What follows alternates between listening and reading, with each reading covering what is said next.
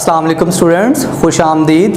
बेटा आज हम फर्स्ट ईयर की केमिस्ट्री के चैप्टर 4 से यूएचएस का टॉपिक वेपराइजेशन डिस्कस करने जा रहे हैं। तो चलिए टॉपिक की जानिब बढ़ते हैं। बेटा वेपराइजेशन बुनियादी तौर पे हम कहते हैं जब कोई लिक्विड वेपर्स में कन्वर्ट हो। एक लिक्विड जब वेपर्स में गैसियस फॉर्म में कन्वर्ट होता है, that process is called vaporisation. और इसके लिए जितनी हीट रिक्वायर्ड होती है, जितनी इंथैल्पी चाहिए होती है, that is called enthalpy of vaporisation. इस तरह के मिसाल के तौर पे हमारे पास वाटर लिक्विड फॉर्म में है, ठीक है, सबस्क्रिप्ट में वाटर लिक्विड फॉर्म में है, और वाटर को गैसियस फॉर्म में कन्वर्ट करने के लिए we need to provide 40.6 kilo joule per mole. एक मोल वाटर होता है 18 ग्राम पानी, एक घूंट ऑलमोस्ट। तो ये अब आपके पास इसको कन्वर्ट करने के लिए जो एनर्जी चाहिए that is called heat of vaporisation. जो वेपर्स बनने का अमल है बेटा वो दो तरह से होता है, ठीक है। एक को हम कहते हैं एवेपोरेशन, यानी ये भी वेपराइजेशन का एक अमल है। एक को हम कहते हैं बॉइलिंग पॉइंट। दोनों में क्या बुनियादी फर्क है? वेपराइजेशन की दो टाइप्स हो गई, एक को एवेपोरेशन, एक को बॉइलिंग पॉइंट। बेटा देखिए आपके पास वाटर जो है 0 से लेके 100 डिग्री सेंटीग्रेड तक इस टेम्परेचर पे भी पानी बुखारात बनता है, यानी अपने बॉइलिंग पॉइंट से पहले।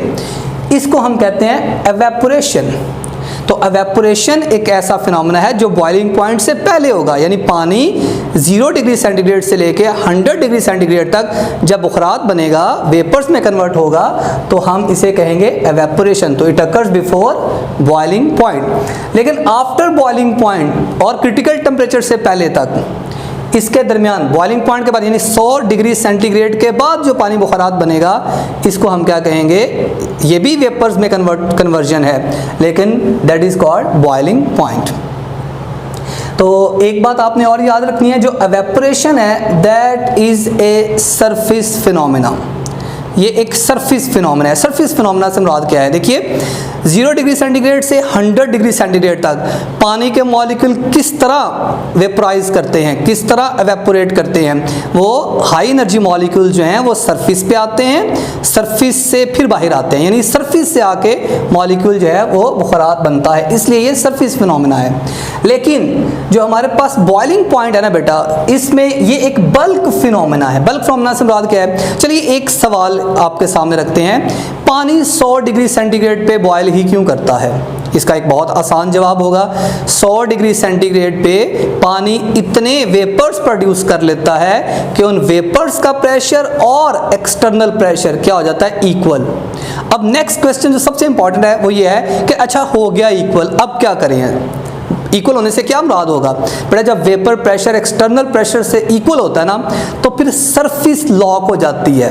इमेजिन करें पानी का एक गिलास, ठीक है, उसको आप गर्म कर रहे हैं। पहले पानी का मॉलिक्यूल सतह से, आपने देखा होगा पानी को जब आप गर्म करने लगते हैं तो पहले पानी सतह से भाप बनता है, लेकिन जब इतने वेपर्स आ जाएं कि उन वेपर्स का प्रेशर एक्सटर्नल प्रेशर पे इक्वल हो गया, तो बेटा सरफेस लॉक हो जाती है, सरफेस पे दबाव इतना आ जाता है कि सरफेस से मॉलिक्यूल इवेपोरेट नहीं होता। फिर क्या होता है? अब आपने उसको हीट पे तो रखा हुआ है, तो जो मॉलिक्यूल पूरे सिस्टम के अंदर है उनमें से कोई भी मॉलिक्यूल जो है वो ज़्यादा एनर्जी गेन करके वो सरफेस को फाड़ता हुआ बाहर आता है, जिसे हम क्या कहते हैं? बबलिंग हो रही है, ठीक है। तो पेंदे से एक बबल उठता है ऊपर की जानिब, फिर तो उस चीज़ को हम क्या कहेंगे?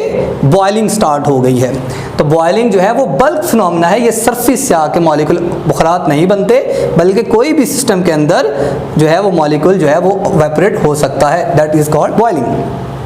फिर जो एवेपोरेशन जो है दैट कॉज कूलिंग। एवेपोरेशन से ठंडक पैदा होगी, क्योंकि हाई एनर्जी मॉलिक्यूल एस्केप कर जाएंगे, लो एनर्जी मॉलिक्यूल्स पीछे रह जाएंगे, तो इट कॉज कूलिंग।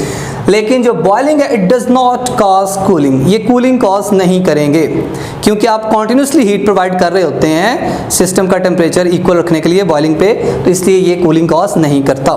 फिर आपके पास जो एवेपोरेशन है ये एक स्पॉन्टेनियस प्रोसेस है, अपने आप होता रहता है, आपको कोई एक्सटर्नल एफर्ट नहीं करना पड़ती कॉन्टिन्यूसली। लेकिन जो बॉइलिंग है बेटा, बॉइलिंग जो है ये अब आपके पास क्या होगा? Non spontaneous. एक चीज़ को बॉयल करने के लिए अगर आपने पानी को कॉन्टिन्यूसली बॉयल करना है तो you need to maintain 100 degree centigrade temperature, तो उसके लिए मुसलसल हीट भी करना फिर पड़ेगा। तो जो है बॉइलिंग वो क्या हो गई? एक नॉन स्पॉन्टेनियस प्रोसेस हो गया। फिर बेटा आपके पास जो एवेपोरेशन है, it occurs at all temperature. अब आप एक जुमला बोलते हैं evaporation occurs at all temperature, लेकिन ये जुमला इनकम्प्लीट है। It occurs at all temperature before boiling point. Boiling point के बाद फिर एवेपोरेशन नहीं होगी, फिर बॉइलिंग होगी, ठीक है। तो it occurs at all temperature before boiling point, this is important thing. और boiling occurs when vapour pressure becomes equal to external pressure, ठीक है। ये दोनों बराबर होंगे तो बॉइलिंग हो जाएगी, और इस बात से, टेम्परेचर से इस बात का कोई ताल्लुक नहीं है। आप जब भी एक्सटर्नल प्रेशर को वेपर प्रेशर के बराबर कर लें, जिस भी टेम्परेचर पे कर लें, तो बॉइलिंग स्टार्ट हो जाएगी। हाँ, इस पॉइंट पे एक बात होती है, जब बॉइलिंग हो रही होती है तो जो लिक्विड के मॉलिक्यूल्स हैं, यानी पानी जब लिक्विड फॉर्म में बॉइलिंग के दौरान, उसका इंटरनल प्रेशर से मुराद हम क्या ले रहे हैं कि एक गिलास जो है, बीकर के अंदर पानी बॉयल हो रहा है, तो जो लिक्विड फॉर्म में पानी है उसके मॉलिक्यूल्स का जो प्रेशर है वो एक्सटर्नल प्रेशर से ज़्यादा होगा, तभी तो नीचे से पानी बुखारात बनने के लिए ऊपर आएगा। Internal pressure greater than external pressure होगा, और इस पॉइंट पे काइनेटिक एनर्जी मैक्सिमम होगी। इससे ज़्यादा काइनेटिक एनर्जी फिर फर्दर इंक्रीज नहीं होगी। लेकिन जो एवेपोरेशन होती है, इस पॉइंट पे हम क्या करते हैं, काइनेटिक एनर्जी जो है वो एवरेज सभी की रूट मीन्स की वेलोसिटी से निकाली जाती है। बेटा इस पे जो एवेपोरेशन पे डिपेंड करते हैं फैक्टर्स, बेटा ये उनकी लिस्ट मौजूद है। उनमें सबसे पहले मौजूद है जो एवेपोरेशन पे डिपेंड करता है, दैट इज़ कॉल्ड टेम्परेचर। तो टेम्परेचर यकीनन आप बढ़ाएंगे तो बुखारात बनने की जो रफ्तार है, जो एवेपोरेशन की जो रेट है वो इंक्रीज़ कर जाएगा। तो टेम्परेचर के बढ़ने से ये इंक्रीज़ करता है, डायरेक्ट रिलेशनशिप है इसका। इसी तरह से सरफेस एरिया, ये जो हम वाइपर फेरने वाला काम जो घरों में करते हैं बेटा, दैट इज सरफेस एरिया। एक जगह पे पानी अगर खड़ा हो तो आप उसे फैला देते हैं, फैलाने से क्या होगा, सरफेस इंक्रीज कर जाएगी और पानी ज़्यादा जल्दी एवेपोरेट होगा। तो बेटा सरफेस एरिया भी जितना ज़्यादा होगा उतनी ही एवेपोरेशन ज़्यादा होगी। फिर एक चीज़ जिसे हम कहते हैं एजिटेशन, हिलानी, बेटा मिक्स करना। एजिटेशन से भी क्या होता है, जब आप एक चीज़ को हिलाते हैं चम्मच के ज़रिए तो उसकी एवेपोरेशन ज़्यादा होती है और वो जल्दी कूल करता है, क्योंकि एवेपोरेशन कॉज कूलिंग। तो एजिटेशन अगर आप ज़्यादा करेंगे तो इससे भी क्या हो जाएगी, एवेपोरेशन ज़्यादा हो जाएगी। फिर स्पीड ऑफ एयर, जो हम ठंडा करने के लिए फूंके मारते हैं, तो बेटा ये जो एयर स्पीड है ये भी एवेपोरेशन के रेट को क्या करती है, तेज़ कर देती है। और लास्ट में इंटर मोलेकुलर फोर्सेस, बेटा इंटर मोलेकुलर फोर्सेस जितनी वीक होगी, लाइक पेट्रोल के अंदर वीक वैंडरवाल फोर्स होती हैं और पानी के अंदर जो है वो स्ट्रॉन्ग हाइड्रोजन बॉन्डिंग है। तो इसका मतलब है जितनी force inter molecular force week होगी उतनी एवेपोरेशन ज़्यादा होगी। तो इसके साथ जो ताल्लुक है वो इनडायरेक्ट है। तो ये आपने याद रखना है, टेम्परेचर, सरफेस एरिया, एजिटेशन और एयर स्पीड डायरेक्ट रिलेट करते हैं और इंटरमोलेकुलर फोर्सेस जो है वो इनडायरेक्टली रिलेट करता है। अच्छा, इसके बाद हम अगर बात करते हैं बॉइलिंग पे कौन कौन से फैक्टर्स जो हैं वो असरअंदाज होते हैं। बेटा बॉइलिंग पे सबसे ज़्यादा जो फैक्टर असरअंदाज होता है that is called external pressure, ठीक है। इसकी तफसील हम आगे पढ़ते हैं। दूसरा जो फैक्टर है दैट इज़ कॉल्ड इंटरमोलेकुलर फोर्सेस। इसी से रिगार्डिंग एक एमसीक्यू देखते हैं, थोड़ा सा स्लाइटली टेक्निकल है। Boiling point does not depends upon, boiling point किस पे डिपेंड नहीं करता। नीचे चार ऑप्शंस मौजूद हैं। एक ऑप्शन है इंटरमोलिकुलर फोर्सेस, बी ऑप्शन है वोलेटिलिटी, सी ऑप्शन है टेम्परेचर एंड डी ऑप्शन है एक्सटर्नल प्रेशर। किस पे बॉइलिंग पॉइंट डिपेंड नहीं करता। तो आप वीडियो को पॉज करें, अपना एक तुक्का लगाएं, तुक्का लगता है तो ठीक है, अगर किसी को पता है तो वो बहुत अच्छी बात है। तो बेटा यहाँ पे याद रखेगा इंटरमोलेकुलर फोर्सेस पे तो बॉइलिंग पॉइंट डिपेंड करता है, वोलेटिलिटी पे भी करता है, वोलेटाइल जो सब्सटेंस है उनका बॉइलिंग पॉइंट कम होता है, एक्सटर्नल प्रेशर पे भी करता है, टेम्परेचर पे बॉइलिंग पॉइंट डिपेंड नहीं करता। तो आप कहेंगे सर कैसे नहीं करता, बॉइलिंग पॉइंट जो पानी का वो 100 है तो टेम्परेचर पे तो डिपेंड किया नहीं बेटा, नहीं करता। वो इस तरह से a liquid can be made to boil at any temperature. कैसे, अगर आप एक्सटर्नल प्रेशर को चेंज करते जाएं तो आप पानी को 0 डिग्री सेंटीग्रेड पे, जिस पे वो अभी मेल्ट होना शुरू होता है, इस पे भी आप उसे बॉयल करवा सकते हैं, ठीक है। मैंने आगे चार्ट लिखा हुआ है। अगर हम एक्सटर्नल प्रेशर को 4.5 टॉर कर दें, एक्सटर्नल जो प्रेशर है, तो पानी का बॉइलिंग पॉइंट कम होके कितना आ जाएगा, 0 डिग्री सेंटीग्रेड पे। तो इसका मतलब ये हुआ कि टेम्परेचर फिर मायने नहीं रखता। आप एक ही, ये देखिए वाटर का लिखा हुआ बॉइलिंग पॉइंट सारे का सारे रो के अंदर, अगर एक्सटर्नल प्रेशर 27.3 टॉर कर दिया जाए तो क्या होगा, बॉइलिंग पॉइंट 25 डिग्री सेंटीग्रेड। तो इसका मतलब है a liquid can be made to boil at any temperature. तो यहाँ पे जो करेक्ट ऑप्शन होगा वो सी ऑप्शन, टेम्परेचर वाला ऑप्शन ठीक होगा, इस पे डिपेंड नहीं करता। बेटा कुछ आपकी किताब से बॉइलिंग पॉइंट और एक्सटर्नल प्रेशर के रिलेटेड जो डाटा है वो आपको लाजमी तौर पे याद होना चाहिए। फॉर एग्जांपल 4.5 टॉर पे जो होगा एक्सटर्नल प्रेशर, तो बॉइलिंग पॉइंट 0 डिग्री सेंटीग्रेड होगा। इसको हम ट्रिपल पॉइंट भी समटाइम कहते हैं। ट्रिपल पॉइंट से मुराद क्या है कि चूंकि इस पॉइंट पे पानी लिक्विड हालत में भी होगा, पानी गैसियस हालत में भी आएगा, बॉइलिंग स्टार्ट होगी ना तो गैसियस हालत में भी होगा, और सॉलिड फॉर्म में भी होगा। 0 पानी का मेल्टिंग पॉइंट भी तो है ना, और 0 ही पानी का क्या हो गया, बॉइलिंग पॉइंट। तो पानी लिक्विड, सॉलिड और गैसियस स्टेट में बैक वक्त एग्जिस्ट करेगा, that is called triple point. और अगर एक्सटर्नल प्रेशर को 27.3 टॉर रखा जाए तो रूम टेम्परेचर वाला बॉइलिंग पॉइंट आ जाएगा, यानी 25 डिग्री सेंटीग्रेड पे ही पानी बॉयल करना शुरू कर देगा। अब ये पानी गर्म नहीं होगा, ठीक है, ये पानी बॉइलिंग का ताल्लुक इस बात से नहीं है, गर्म का ताल्लुक तो हीट से होगा ना। फिर 323 डिग्री सेंटीग्रेड पे टॉर पे जो है पानी का जो है बॉइलिंग पॉइंट 69 डिग्री सेंटीग्रेड हो जाएगा, और ये जब आप माउंट एवरेस्ट पे मौजूद होंगे। और मरी में अगर हम जाएं तो मरी में दाल नहीं गलती लोगों की।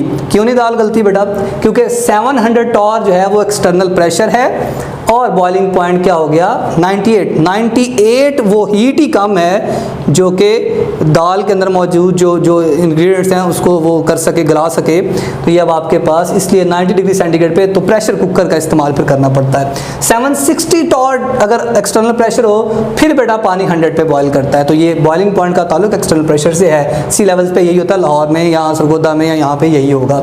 1489 टॉर प्रेशर कुकर का होता है बेटा, ये 120 डिग्री सेंटीग्रेड टेम्परेचर तक ले जाता है, और ये हाई टेम्परेचर पे चूंकि बॉयल कर रहा होता है चीज़ों को, इसलिए चीज़ें गल जाती हैं आसानी से। तो ये चार्ट आपकी किताब से टेबल है, इसको आपने लाजमी तौर पे याद रखना है। फिर हमारा ताल्लुक जो एक्सटर्नल प्रेशर के साथ एक तो हो गया, और दूसरा है बॉइलिंग पॉइंट का इंटर मोलेकुलर फोर्सेस के साथ क्या रिलेशनशिप है। तो boiling point and inter molecular forces, बेटा ये आपके सामने एक ग्राफ नजर आ रहा है, ये आपकी बुक में भी मौजूद है। एक तरफ हमारे पास टेम्परेचर है, टेम्परेचर अलोंग एक्स एक्सिस है, और एक्सटर्नल प्रेशर, वेपर प्रेशर जो है ये आपके पास, ये एक्सटर्नल प्रेशर जो है ये आपके पास कितना है, अलोंग वाई एक्सिस है। अच्छा आप देखिए, जब हमने यहाँ पे 4 आपके पास कंपाउंड है जिनको आपने हीट करना शुरू किया, 0 डिग्री सेंटीग्रेड पे भी ईथर के देखिए कितने वेपर्स बन रहे हैं। ईथर के वेपर्स ऑलमोस्ट 200 के करीब हैं एट 0 डिग्री सेंटीग्रेड। तो 0 डिग्री सेंटीग्रेड पे ईथर्स 200 वेपर्स बना रहा है, लेकिन पानी के वेपर इस टेम्परेचर पे बहुत कम है। और जब हम गर्म करना शुरू करेंगे तो 34.6 डिग्री सेंटीग्रेड तक पहुंचेंगे, तो ईथर्स इतने ही टेम्परेचर पे, कितने टेम्परेचर पे 34.6 डिग्री सेंटीग्रेड पे ईथर्स इतने वेपर्स भेज देगा अपने ऊपर, अपने वेपर्स इतने भेज देगा कि उन वेपर्स का प्रेशर, एक्सटर्नल जो प्रेशर है जो एयर हमारे ऊपर अप्लाई कर रही है, उसके क्या हो जाएगा, इक्वल हो जाएगा, और ईथर स्टार्ट्स बॉइलिंग। 760 है ना स्टैंडर्ड टेम्परेचर, स्टैंडर्ड प्रेशर जो है टॉर में। तो बेटा फिर इसलिए ईथर का बॉइलिंग पॉइंट 34.6 है। ईथर का बॉइलिंग पॉइंट 34.6 इसलिए है क्योंकि इस टेम्परेचर पे ये इतने वेपर्स अपने प्रोड्यूस कर लेता है कि उन वेपर्स का प्रेशर एक्सटर्नल प्रेशर के, स्टैंडर्ड एक्सटर्नल प्रेशर के बराबर हो जाता है। ओके, अब दूसरी बात है वो अल्कोहल के लिहाज से। तो अल्कोहल का फिर ज़्यादा क्यों है बेटा, ईथर्स के मुकाबले में अल्कोहल में थोड़ी स्ट्रॉन्ग इंटरमोलेकुलर फोर्सेस पाई जाती हैं, इसको ज़्यादा हीट की ज़रूरत पड़ती है। तो जितना ईथर 34.6 पे वेपर्स प्रोड्यूस कर रहा था, अल्कोहल को स्ट्रॉन्ग इंटरमोलेकुलर फोर्सेस की वजह से उतने ही वेपर्स प्रोड्यूस करने के लिए कितने वेपर 760, कितना टेम्परेचर करना पड़ता है अपना 78.3 डिग्री सेंटीग्रेड, इतना तापमान होना चाहिए ताकि अल्कोहल अपना प्रेशर जो है वो 760 टॉर वेपर प्रेशर कर सके और बॉइलिंग स्टार्ट हो सके। और पानी के मुतालिक मैंने आपको बताया पानी 100 पे बॉयल क्यों होता है, क्योंकि पानी यही काम, पानी में चूंकि ज़्यादा स्ट्रॉन्ग इंटरमोलिकुलर फोर्सेस होते हैं अल्कोहल से भी, हाइड्रोजन बॉन्डिंग डबल हो जाती है पर मॉलिक्यूल, तो अल्कोहल के मुकाबले में पानी का बॉइलिंग पॉइंट फर्दर इंक्रीज करता जाएगा। अच्छा, यहाँ पे आपके लिए एक बहुत ही अहम क्वेश्चन है, आपने इसको जो है वो ट्राई करना है, क्लिक करें आप। मैं अगर टेम्परेचर को चेंज करता हूँ, गौर से सुनिएगा, मैं अगर टेम्परेचर को चेंज करता हूँ 60 डिग्री सेंटीग्रेड से लेके 80 डिग्री सेंटीग्रेड तक, 60 to 80 डिग्री सेंटीग्रेड तक मैं अगर आप टेम्परेचर को चेंज करता हूँ, इन सभी लिक्विड्स के, ईथर और अल्कोहल, वाटर और ग्लाइकोल जो है वो कंटेनर्स में रख के डिफरेंट सभी का टेम्परेचर 60 से 80 करता हूँ। किसके वेपर्स में तब्दीली, चेंज इन वेपर प्रेशर किसका सबसे ज़्यादा होगा? अब आपने ये सोचना है कि किसका वेपर प्रेशर सबसे ज़्यादा चेंज होगा। ठीक है, तो वीडियो को पॉज करिए और अपना तुक्का जो है उसको लगाने की पूरी कोशिश करें। उम्मीद है कि ये नहीं लगेगा। और वो इस तरह से, क्योंकि बेटा इसका जो करेक्ट ऑप्शन है, अगर चारों ऑप्शन यही हो तो इसका करेक्ट ऑप्शन होगा ईथर। वो इसलिए क्योंकि ईथर बॉइलिंग कर चुका है अपनी कहाँ पे, 34.6 पे, और अगर मैं इस टेम्परेचर से ज़्यादा टेम्परेचर करता हूँ तो इसका वेपर प्रेशर अब चेंज नहीं होगा, क्योंकि जब कोई चीज़ बॉयल करना शुरू हो जाए ना तो बॉइलिंग पॉइंट के बाद उसका वेपर प्रेशर चेंज नहीं रहता। ठीक है, वो चेंज नहीं होगा फर्दर, वो वेपर प्रेशर कांस्टेंट हो जाएगा एक्सटर्नल प्रेशर के। तो इसका मतलब है अगर मैं 60 से 80 करता हूं तो जिसका सबसे कम वेपर प्रेशर चेंज होगा ना बेटा वो है ईथर। ईथर का वेपर प्रेशर ऑलमोस्ट चेंज नहीं होगा, वो तो अपने बॉइलिंग पॉइंट को क्रॉस कर चुका है। और जिसका सबसे ज़्यादा होगा वो होगी अल्कोहल, क्योंकि अल्कोहल अपने बॉइलिंग पॉइंट की तरफ बढ़ रही है।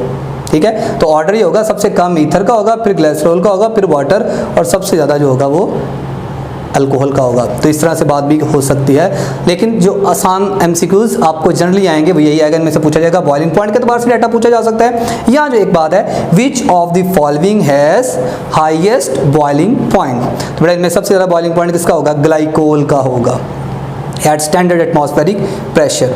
और वो क्यों होगा? क्योंकि इंटरमॉलिकुलर फोर्सेस जो हैं वो इंक्रीज कर रही हैं। सबसे वीक इसमें है, अल्कोहल में स्ट्रॉन्ग, वाटर में फर्दर स्ट्रॉन्ग, और ग्लाइकोल के अंदर 2 हाइड्रोक्सिल ग्रुप होने की वजह से फर्दर स्ट्रॉन्ग हो जाती हैं। तो ये आपने इस चीज़ को, इस टेबल को भी याद रखना है।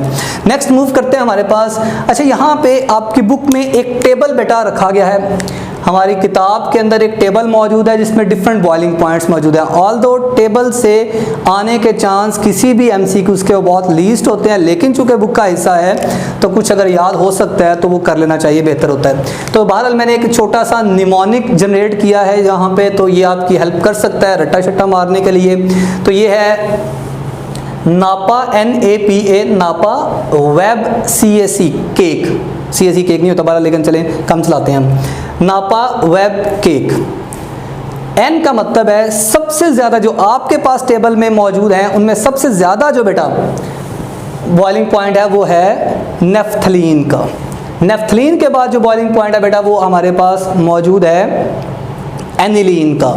एनिलीन के बाद phenol, P stand for phenol, फिर A है दोबारा एसिटिक एसिड का, फिर बबलू, और बबलू का मतलब यहाँ पे वाटर, वाटर का बॉइलिंग पॉइंट देन आएगा, फिर देन बेंजीन और CCl4 कार्बन टेट्राक्लोराइड, फिर लास्ट सेकंड लास्ट में एसीटोन, और लास्ट के अंदर कार्बन डाई सल्फाइड। आपको इनकी वैल्यूज बहुत कम चांस हैं, लेकिन ये बात पूछी जा सकती है कि which of the following has highest boiling point eight extreme case, ये बात पूछी जा सकती है कि इनमें से सबसे ज़्यादा किसका है या सबसे कम किसका है। तो ये आप याद कर लें, ये आ सकता है। अच्छा, इसके बाद नेक्स्ट जो टॉपिक है, हमने ये चीज़ें डिस्कस की जो कि हमारा हिस्सा थी किसका, बॉइलिंग का हिस्सा थी। 2 फैक्टर्स थे, पहले हमने इस पे एक्सटर्नल प्रेशर के साथ जो रिलेशनशिप है वो डिस्कस किया, फिर इंटरमॉलिक्यूलर फोर्सेस के साथ। नेक्स्ट ये टॉपिक डिफरेंट है, that is called vapour pressure. The pressure exerted by the vapours, vapours जो प्रेशर एक्सर्ट करते हैं उसे हम कहते हैं वेपर प्रेशर। लेकिन यहाँ पे 2 बातें बहुत ज़्यादा ज़रूरी हैं। पहली बात जो है, ये प्रेशर आप एट इक्विलिब्रियम लेते हैं। इक्विलिब्रियम का मतलब क्या है? पहले देखिए, आपने अगर 50 डिग्री सेंटीग्रेड पे आपने पानी का वेपर प्रेशर मालूम करना है और आपने 50 सेट करते ही मेजरमेंट कर ली, तो इसका मतलब है अभी वैल्यू चेंज हो सकती है। हो सकता है वेपर्स अभी आहिस्ता आहिस्ता बनने हों। बेटा वेपर्स और लिक्विड के दरमियान जब इक्विलिब्रियम आ जाए, क्योंकि इक्विलिब्रियम के बाद फिर मज़ीद जो है वो चेंज नहीं आता, रादर देन कि आप कंडीशंस चेंज ना करें, तो आपने मेंटेन करना है एट इक्विलिब्रियम। इक्विलिब्रियम की हालत में जब तवाज़ुन आ चुका हो, बैलेंस मेंटेन हो चुका हो, तब कितना प्रेशर होता है। और फिर ये बेटा क्लोज सिस्टम के अंदर मेजरमेंट होती है, अदरवाइज वेपर जो है वो हवा के साथ मिक्स होकर डिस्पर्स हो सकते हैं। तो in close system at equilibrium जो वेपर प्रेशर एक्सर्ट करते हैं, that is called vapour pressure. Liquid और वेपर्स के दरमियान डायनामिक इक्विलिब्रियम होना चाहिए। और इसको मेजरमेंट किया जाता है नैनोमेट्रिक, बैरोमेट्रिक दोनों मेथड इस्तेमाल किए जाते हैं। आपकी बुक में लिखा हुआ है नैनोमेट्रिक मेथड, जिसमें हम एटमॉस्फेरिक प्रेशर, वो हम एक कॉलम लेते हैं, उस कॉलम के अंदर मरकरी को फिल करते हैं क्योंकि उसकी एडहेसिव नेचर जो है वो बहुत कम होती है, कोहेसिव फोर्सेस बहुत ज़्यादा होती हैं। मरकरी लिक्विड फॉर्म में बाहर मेटल पाई जाती है।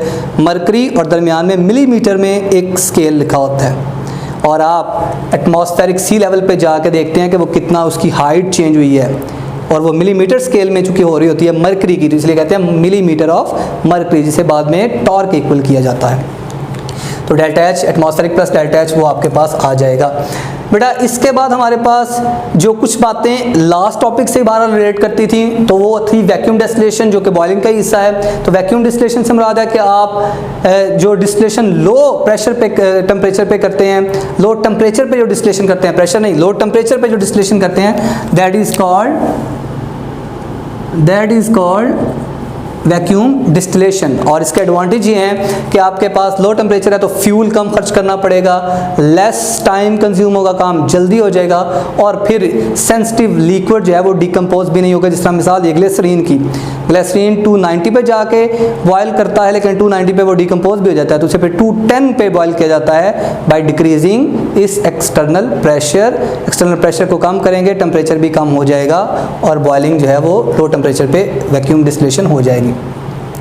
बेटा जो फैक्टर्स वेपर प्रेशर पे डिपेंड करते हैं वो दो बेसिक फैक्टर्स हैं जो मेनली डिपेंड करते हैं। एक है हमारे पास टेम्परेचर, और टेम्परेचर मेन फैक्टर है जो कि डिपेंड करता है किसके ऊपर, वेपर प्रेशर के ऊपर।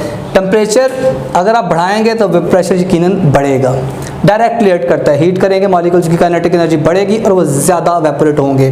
तो टेम्परेचर डायरेक्टली रिलेट करता है वेपर प्रेशर के साथ। लेकिन यहाँ पे बात जो इंपॉर्टेंट देखने वाली वो ये है कि 0 डिग्री सेंटीग्रेड से जब आप 10 डिग्री सेंटीग्रेड तक जाते हैं तो वेपर प्रेशर जस्ट इंक्रीज तो कर रहा है, 0 पे कम है, 10 पे ज़्यादा है, और कितना चेंज आ रहा है, 9 टॉर का, 9 टॉर मजीद वेपर्स बनते हैं 0 के मुकाबले में 10 पे। लेकिन यही 10 चेंज जब आप करते हैं 90 to 100, यानी 90 से 100 पे गए तो भी तो 10 ही चेंज किया आपने। 0 से 10 पे जब आप 10 वैल्यू चेंज करते हैं तो 9 टॉर चेंज होता है। 90 to 100 यहाँ पे भी 10 चेंज करते हैं तो कितना चेंज होता है, 200 टॉर। इसका मतलब है कि एट हाई टेम्परेचर जो चेंज आता है वो ज़्यादा वेपर्स, क्योंकि मॉलिक्यूल्स की काइनेटिक एनर्जी ऑलरेडी बहुत ज़्यादा है। तो बेटा इसलिए आप इस ग्राफ की सूरत में इस चीज़ को समझ सकते हैं कि शुरू में ग्राफ देखिए स्मूथ है, लेकिन एट हाई एंड्स पे जाके हाई टेम्परेचर में थोड़ा सा ही फ़र्क आएगा, यहाँ से यहाँ तक थोड़ा ही फ़र्क आएगा, लेकिन वेपर के प्रेशर में देखिए कितना चेंज आ जाएगा, इसके मुकाबले में कितना ज़्यादा गैप आ जाएगा। यहाँ पे टेम्परेचर चेंज थोड़ा होगा, लेकिन जो यहाँ पे चेंज आएगा वो देखिए कितना ज़्यादा हो जाएगा। तो इस ग्राफ को कहते हैं एक्सपोनेंशियल ग्राफ। इसका मतलब है ये वैल्यू सेम नहीं रहती, आपने ये वैल्यूज़ याद नहीं करनी। बहरहाल आपने ये याद रखना है कि किस रीजन में, अगर आपके पास 4 ऑप्शन आ जाए कि टेम्परेचर का बढ़ने से वेपर प्रेशर किस केस में सबसे ज़्यादा चेंज होगा, 0 to 10, 10 to 20, 20 to 30, 30 to 40, इस तरह करके ऑप्शन बनाए जाए तो सबसे ज़्यादा जो हाई टेम्परेचर में गैप होगा वहाँ पर सबसे ज़्यादा चेंज आएगा। ये बात आपने याद रखनी है इसमें। और बेटा लास्ट में हमारे पास जो दूसरा फैक्टर है वो है वेपर प्रेशर का ताल्लुक इंटरमोलेकुलर फोर्सेस के साथ। इंटरमोलेकुलर फोर्सेस के साथ वेपर प्रेशर का इन्वर्स ताल्लुक है। इन्वर्स से मुराद ये है कि इंटरमोलिकुलर फोर्सेस जितनी कमज़ोर होंगी, जिस तरह पेट्रोल में कमज़ोर हैं, तो वो ज़्यादा वेपराइज होगा, ज़्यादा वेपर प्रेशर बनाएगा एट कॉन्स्टेंट टेम्परेचर। तो इंटरमोलिकुलर फोर्सेस वीक तो वेपर प्रेशर ज़्यादा होगा। बेटा इंटरमोलिकुलर फोर्सेस जो हैं बेसिकली वो जनरली डिपेंड करते हैं 2 से 3 बातों पे। एक है number of atoms. Number of atoms जितने ज़्यादा करते जाएंगे, methane, ethane, propane, butane, pentane, number of atoms बढ़ेंगे। नंबर ऑफ एटम्स बढ़ेंगे तो साइज़ बढ़ेगा मॉलिक्यूल का, और साइज़ बढ़ेगा तो इनमें वैन डर वाल्स फोर्स ज़्यादा जनरेट होंगी। तो नंबर ऑफ एटम्स पे भी डिपेंड करता है। अगर ये ज़्यादा होंगी तो इंटरमोलिकुलर फोर्सेस ज़्यादा होंगी और वेपर प्रेशर कम हो जाएगा। ठीक है, मिसाल के तौर पे मीथेन, ईथेन, प्रोपेन और ब्यूटेन 4 ऑप्शंस हैं। इनमें सबसे ज़्यादा नंबर ऑफ एटम्स ब्यूटेन के होंगे। ठीक है, उसमें इंटरमोलिकुलर फोर्सेस फिर स्ट्रॉन्ग होंगी डायरेक्ट रिलेशनशिप में, और उसका वेपर प्रेशर सबसे कम है। तो which of the following has least vapour pressure, butane. इस तरह से साइज ऑफ मॉलिक्यूल, बेटा फ्लोरीन, F2Cl2 Br2 और I2 4 ऑप्शन है। तो चारों को अगर रखा जाए तो किसका वेपर प्रेशर सबसे कम होगा। तो बेटा देखिए यहाँ पे भी साइज ऑफ मॉलिक्यूल जितना बढ़ता जाएगा उतनी इंटरमोलिकुलर फोर्सेस भी स्ट्रॉन्ग होती जाएंगी अगर नॉन पोलर है तो। और उतना वेपर प्रेशर कम होता जाएगा। तो यहाँ पे भी ऑब्वियसली सबसे ज़्यादा साइज आयोडीन का होगा, तो आयोडीन इसलिए कम होगा। लास्ट में नेचर ऑफ मॉलिक्यूल्स, मिसाल के तौर पे पोलर वर्सेस नॉन पोलर। तो पोलर के अंदर स्ट्रॉन्ग फोर्सेज होती है ना, डाइपोल डाइपोल, नॉन पोलर के अंदर weak forces, van der Waals forces. तो अगर कोई पोलर मॉलिक्यूल है उसका नॉन पोलर से ज़्यादा होगा। इस तरह इंटरमॉलिक्यूलर फोर्सेज को ये बातें रिलेट करती हैं। आल्दो ये हमारी बुक में मौजूद नहीं है, लेकिन थोड़ा बहुत आपको आइडिया इनका भी होना चाहिए। फिर बेटा किताब में कुछ वेपर प्रेशर का थोड़ी से मौजूद है टेबल के अंदर, जो चीज़ें उनका आपको वेपर प्रेशर आइडिया होना चाहिए। एट 20 डिग्री सेंटीग्रेड वो कितना होता है। तो उसमें हमारे पास ये जो है वो एक वैल्यूज़ लिखी हुई हैं, और ये जिमक CI, ये निमोनिक जो है, ये इस तरह करके ना आप 4 वर्ड्स को अलग करें, तो ये जिमक, और जिमक पता नहीं क्या होता है, बहरहाल CI, ठीक है। तो ये याद रखने के लिए सिर्फ जिमक CI। तो GMEC, जी का मतलब हमारे पास क्या है बेटा, ग्लिसरॉल। ग्लिसरॉल का वेपर प्रेशर सबसे कम होता है, इसका मतलब इसमें इंटरमॉलिक्यूलर फोर्सेस सबसे स्ट्रांग होंगी। फिर हमारे पास मरकरी है, ठीक है। और इस तरह से अब देखिए यहाँ पे मैंने MCQs भी एक लिखा हुआ है, एथनॉल है, कार्बन डाइसल्फाइड है, कार्बन टेट्राक्लोराइड है, और आइसोपेंटेन वगैरह इसमें मौजूद हैं। बेटा यहाँ पे लिखा हुआ है which of the following has lowest vapour pressure, सबसे कम किसका वेपर प्रेशर है। और स्ट्रेंज, वेरी स्ट्रेंज, यहाँ पे एक लिक्विड मेटल भी मौजूद है जिसका नाम है मरकरी, वाटर, ग्लिसरॉल और CCl4। अगर हम कॉमनली देखते हैं तो हमें लगता है मेटल का कम होना चाहिए, लेकिन बेटा ये G से पहले आ रहा है, M से, मरकरी से पहले G है, यानी ग्लिसरॉल। ग्लिसरॉल का सबसे कम होता है। ग्लिसरॉल में 3 हाइड्रोक्सिल ग्रुप पाए जाते हैं और वो स्ट्रॉन्ग फोर्स डेवलप करते हैं मरकरी से भी, तो इसलिए ग्लिसरॉल वाली ऑप्शन यहाँ पे ठीक होगी।